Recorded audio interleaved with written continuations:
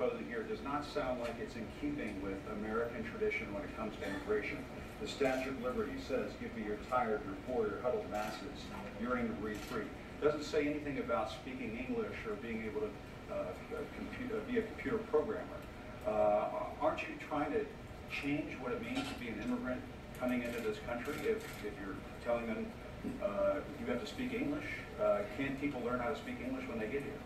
Well, first of all, right now, it's a requirement that to be naturalized, you have to speak English. So the notion that speaking English wouldn't be a part of our immigration systems would be actually very ahistorical. Secondly, I don't want to get off into a whole thing about history here, but the Statue of Liberty is a symbol of liberty enlightening the world. It's a symbol of American liberty lighting the world. The poem that you're referring to that was added later is not actually part of the original Statue of Liberty, but more fundamentally, the history, but more fundamentally, you're saying the history. That does not represent. I'm saying that the notion. I'm saying the notion that I'm saying the notion. I'm sorry. No, that sounds Jim, like, let me ask you a question. That sounds like some national park revisionism. No, what I'm asking you is, Statue of Liberty Jim, has always Jim, let me ask you a question. To the world, Jim, for people to say, Jim, do you believe, to this country, Jim, and they're not always going to speak Jim, English, Stephen. Jim, do you believe, going to be highly skilled. They're not always Jim, I appreciate your speech. Jim, I appreciate your speech. So let's talk about this. It was a modest. Jim, let's talk about this. In 1970, when we let in 300,000 people a year, was that violating or not violating the Statue of Liberty law of the land? In the 1990s, when it was 500,000 a year, was it violating or not violating the Statue of Liberty law of the land? Was it violating? When it was 700,000 a year. No, tell me what years. Tell me what years. Tell me what years. Tell me what years meet Jim Acosta's definition of the Statue of Liberty poem, law of the land. So you're saying 1 million a year is the Statue of Liberty number. 900,000 violates it, 800,000 violates it. You're sort of bringing a plus one for English philosophy here to immigration, and that's never what the United States has been about. So but your statement's also shockingly ahistorical in another respect too, which is if you look at the history of immigration, it's actually ebbed and flowed. You've had periods of very large waves, followed by periods of less immigration and more immigration. And during the, you've had a period of immigration right now. Yeah, wants to build. It's actually bring about a sweeping change. Surely, Jim, you don't actually think that a wall affects green card policy. You couldn't possibly believe that, do you? Actually, the notion that you actually think immigration is at a historic wall, the foreign-born population in the United States today, Jim. Talking about how border crossings. Do you really? I want to be serious, Jim. Do you really, at CNN, not know the difference between green card policy and illegal immigration? Are you really don't know that? He came to this country in 1962, right before the Cuban Missile Crisis, and obtained a green card. Yes, people who immigrate to this country can eventually. People who Jim, as a factual question, Jim, as a factual question, do obtain a green card at some point. They do it through a lot of hard work.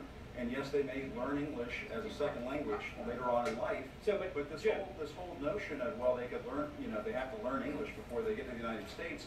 Are we just going to bring in people from Great Britain and Australia? Jim, actually, I have to honestly say, I am shocked at your statement that you think that only people from Great Britain and Australia would know English. It reveals your cosmopolitan bias to a shocking degree. That in your mind, no, this is an amazing moment. This is an amazing moment. That you think only people from Great Britain or Australia would speak English is so insulting to millions of hard-working immigrants who do speak English from all over the world.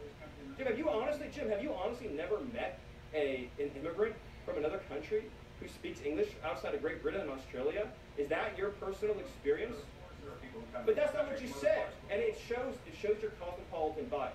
And I just want to say, engineer the racial and ethnic flow of people into this country. Jim, that is one of the most outrageous, insulting, ignorant, and foolish things you've ever said. And for you, that's still a really the notion that you think that this is a racist bill is so wrong and so insulting, Jim.